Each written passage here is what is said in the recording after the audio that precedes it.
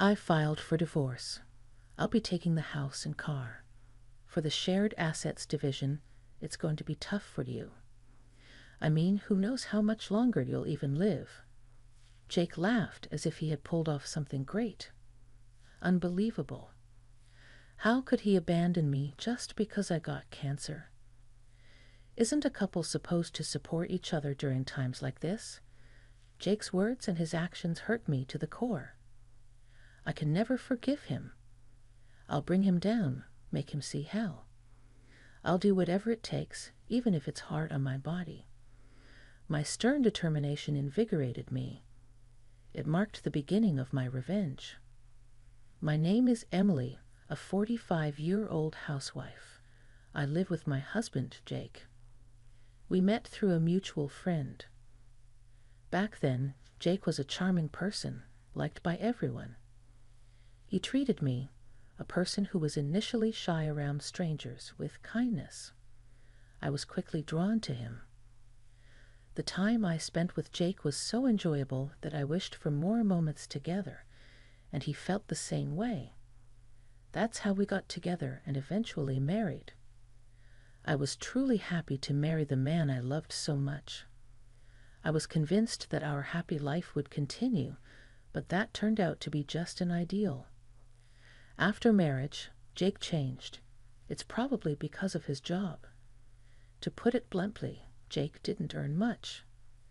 He didn't study much in school and didn't have any particular qualifications or impressive educational background. That's why he ended up at a lower-ranking company. I had often suggested he change jobs, but Jake said it's too much trouble and rejected my advice without reconsidering. Well, I still have a job, and with my salary, we can easily live together. But what if we had a child? What if, for some reason, I couldn't work? Then it would be utterly impossible to get by on Jake's salary alone. Hey, Jake, my company is hiring a clerk. You don't need any special qualifications, and anyone with basic common sense can do the job. Why don't you consider it? The pay is much better than what you're earning now. One day, a friend from the HR department mentioned that our company was hiring clerks, so I thought maybe Jake could apply. Looking at the job requirements, I felt Jake would have no problems. I thought this could be a chance for him to leave his low-paying job. However, Jake frowned at my suggestion. Don't decide my life for me. I like working at my current company. Don't make unnecessary remarks.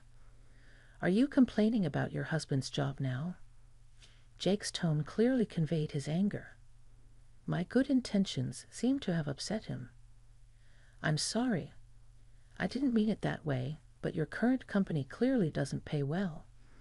My company offers good benefits, and I thought you could work there with peace of mind. I never intended to upset Jake. I was only trying to help him. I didn't understand what was wrong with my suggestion, but when I tried to explain, Jake became even angrier. Don't meddle just because you're my wife. I have my way of doing things. Stay out of it. Saying that, Jake went to his room. Stay out of it. I am Jake's wife and part of the family, yet being treated like an outsider hurt deeply. By then, our relationship had already begun to crumble, and once it breaks, it can never be put back together. Not only towards me, but Jake also began to act cold towards my family. One day, my mother Sarah visited our home. I often got busy with work and couldn't manage household chores. My mother would worry about me and regularly come over to help with cleaning or preparing meals for us. As a gesture of gratitude, I'd invite her for dinner. Often, she'd stay the night as it got late. Initially, I believed Jake was thankful for her help, but his attitude changed. When he saw her after coming home from work, he would sigh heavily and say, "Is she here again? Could you not always be at someone else's house? I can't relax with outsiders around." Both my mother and I were stunned by his harsh words. "If I've made you uncomfortable, I apologize. I'll skip dinner and head home today." My mother had her own life, yet was helping us. It was unforgivable for Jake to treat her so rudely. "Jake, how can you be so rude to my mom? She's here to help us. Apologize to her right now." I glared at Jake and said this. My mother has done so much for us. How could he act this way towards her? I was infuriated and heartbroken. Apologize? Why? I just said what I felt. I can't relax with strangers in the house. I work hard every day and am exhausted, yet I have to come home and please others. It's mentally draining. Or do you want me to have a mental breakdown? Aren't you the one being rude to the breadwinner of this family? His words made me look down at my feet. I didn't think I was being unreasonable. To me, Jake was the one who was. Despite this, I had no idea what to say to Jake to make him understand. "It's okay. Don't worry about it. If you two are fine, that's all that matters to me." Sarah said this, trying to cheer me up. In the end that day, Sarah didn't join us for dinner. We ate the meal she prepared, feeling guilty. How can I get along with Jake? Every day I pondered on this, but things never seemed to work out, wearing me down mentally. During such times, more misfortune struck me. I suddenly fainted at work. My colleagues immediately called for emergency assistance, and I was taken to a major city hospital. After that, I underwent a full day of tests. I had to be admitted for these examinations, so I informed Jake, but I received no response from him. The test results revealed that I had cancer. Fortunately, it was detected early, and there's a high chance of full recovery with treatment. However, cancer treatment can be exhausting. Many people experience ill effects due to chemotherapy. Additionally, it could be a long battle with the disease. But I'm not done with my life. Yet, I decided to go through the treatment and continue my fight against the disease.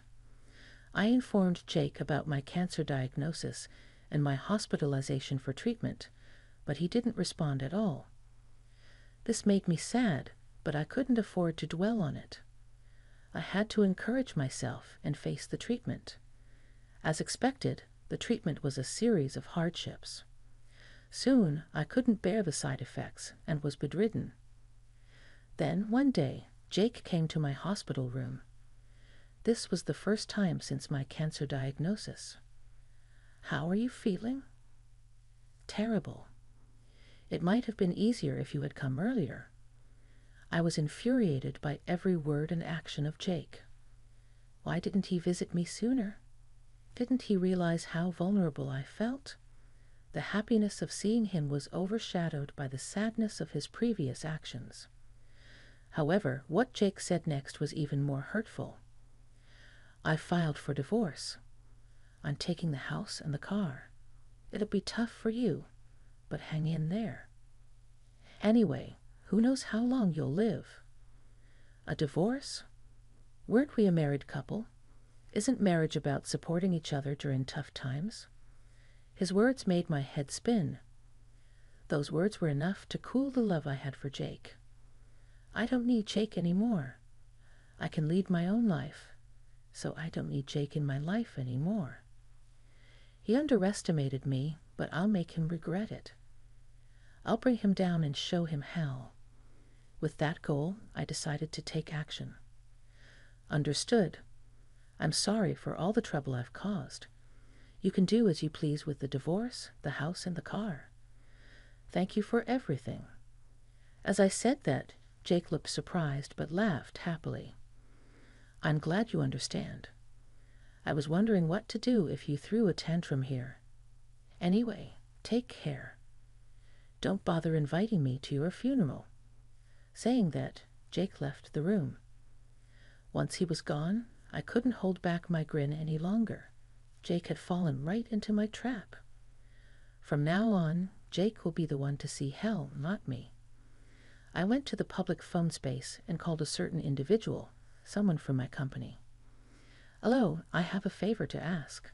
Saying that and conveying the request, the person was initially surprised but soon responded with, Understood. All the arrangements have been made. All that's left is to wait for things to start moving. Until then, I'll be living my life, fighting the illness, waiting for the right time.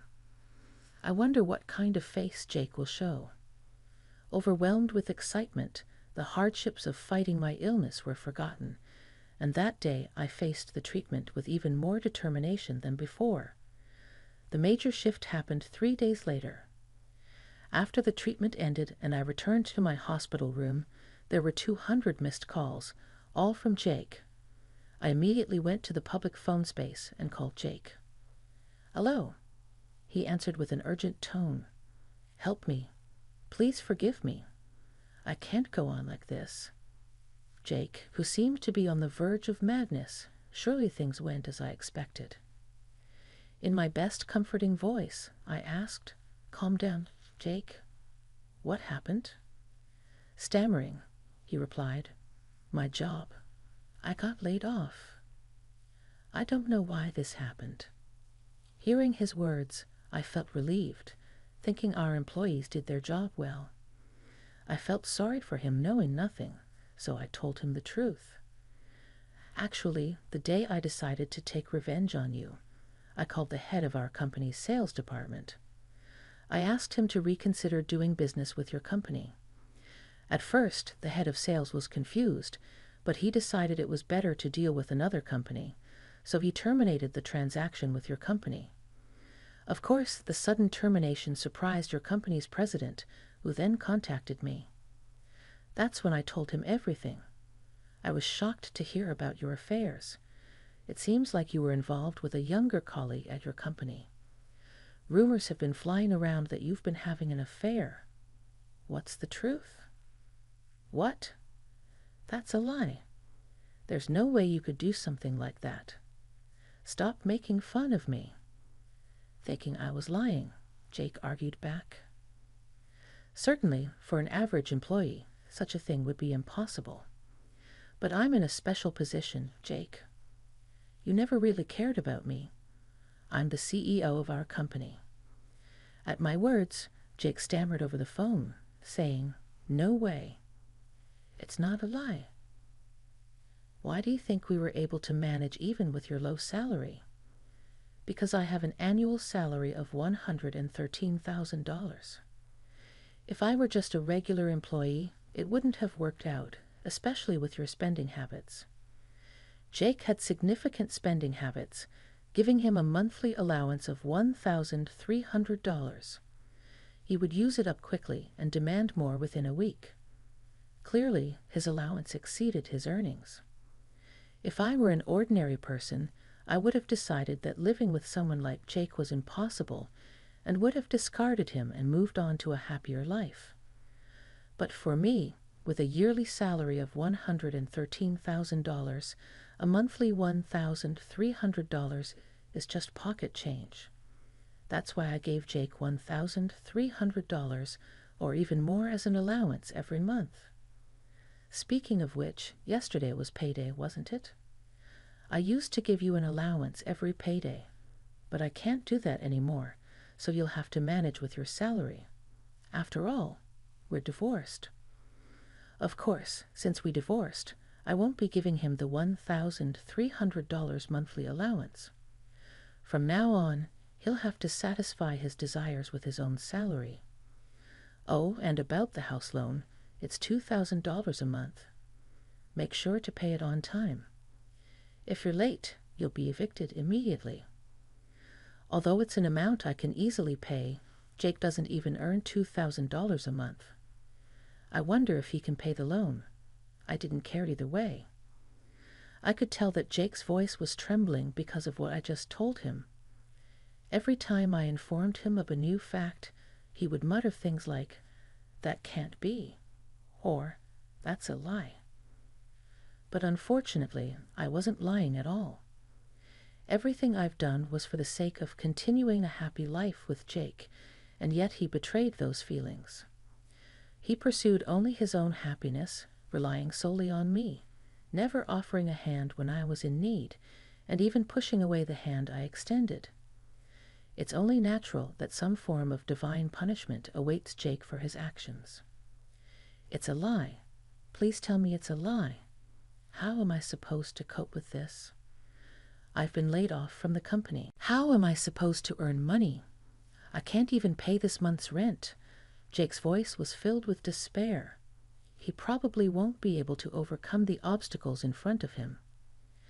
If I were in Jake's shoes, I might lose all hope for the future. It's sad, but all of this is a result of Jake's own actions. If he hadn't taken me for granted, if he had shown even the bare minimum of respect towards me, this future would not have arrived. You could say he brought this upon himself. This is all a result of your actions. If you had treated me and my family with care, it wouldn't have come to this. It's your own doing. At my words, Jake didn't react. Perhaps he was so worn out that he couldn't say anything. Imagining him in that state, I couldn't help but smirk. Is that all you had to say? If so, I'll hang up now, I said. Jake pleaded. Wait. Can we start over? I know it's convenient for me to say this now, but I've realized that I can't live without you. Start over. That will never happen. No matter what, I would never consider being with Jake as a couple again. After all, he's betrayed my feelings multiple times and then abandoned me. How can he expect me to believe in the possibility of us being together again? While I was lost for words at his audacity, Jake continued speaking. I apologize for all the terrible things I did. I'm sorry for not visiting you even when you had cancer. From now on, I'll visit you every day, and when you recover, maybe we can go on a trip. I want to make an effort to make you happy. The effort to make me happy. Those words sounded familiar. Jake used those words when he proposed. I want to make an effort to make you happy. Please marry me. I remember agreeing instantly, thinking those words were beautiful. I was so naive back then. I was only considering the happiness in front of me and didn't understand the struggles that lay ahead. If I had been more observant, I might have noticed his hidden spending habits. If that were the case, I probably wouldn't have married Jake. Emily, I love you. I can't live without you, please. I could barely hear Jake's voice. However, having known his true colors, I knew this was just an act. Please stop pretending. No matter how you plead with me, my decision won't change. I will never go back to you. I clearly conveyed that I had no intention of reconciling with him, yet Jake persisted. Please don't say such sad things. I need you, Emily. Please come back, stay with me. On the other side of the call, Jake desperately pleaded. The old me might have been swayed by his words and considered reconciling with him. However, I've made up my mind to cut ties with Jake. Deep down, I truly believe that I can't continue life with him. So no matter how much Jake clung to me or how much he said he wanted to be with me, I no longer felt the need to support him as I once did. It's pointless. No matter what you say, I won't be fooled anymore. Plus, you have a mistress, right? Why not enjoy your life with her? Indeed, Jake had someone else. I heard this from the president of Jake's company, so it's probably true. Even though he has someone else, the idea that he can't be without me is contradictory. I'm sure that while Jake says he can't be without me, he's probably saying the same thing to the other woman. Jake is that kind of man. He'd throw away his pride and suck up to someone stronger than him to secure a place for himself, all to protect himself. Sorry, but no matter what you say, there's no going back. Take care of your affairs from now on. Don't contact me. If something comes up, contact my lawyer. Take care. As I said this, Jake shouted once more, Wait, please reconsider. I can't go on without you, Emily. Please don't abandon me. I have no one else to rely on. Jake's words were probably heartfelt. If I hung up the phone now and blocked Jake's number, He'd be left with no one to rely on, forced to fend for himself. He'll have to curb his spending habits and pay rent. He's lost his job, so he has to find a new one, but the jobs available to Jake now are very limited. It's unclear if he can even get re-employed. If I abandon Jake now, he's headed straight for hell, and that's exactly what I wanted. So I said, I don't care about you. Goodbye, and hung up the phone. I immediately blocked Jake's number and asked the nurse not to let Jake visit me. It now became difficult for Jake to contact me. I've done so much for Jake for so long. Finally, I was free from his grasp. Later, according to my lawyer, Jake kept trying to meet me, but since I told my lawyer I didn't want to see him, my whereabouts were kept secret. By the way, on my lawyer's advice, I decided to file a lawsuit against Jake about his affair. Initially, I didn't intend to, but it's better to get what we can get. Of course, I knew neither Jake nor his mistress had the means to pay for the compensation. In fact, Jake had debts from unspeakable places. Now, Jake is working unspeakable jobs to pay back those debts, which have swelled with interest. As for the other woman, she ran away to avoid paying compensation. However, her parents were furious when they found out, and now she's working like a slave at home. As for me, after a long battle with illness, I'm now cancer-free. To everyone's surprise, I recovered quickly and am now back at work. I personally thanked the head of the sales department who helped me. Since then, I've received several marriage proposals upon hearing I'm single, but having been hurt in marriage before, I want to stay single for a while.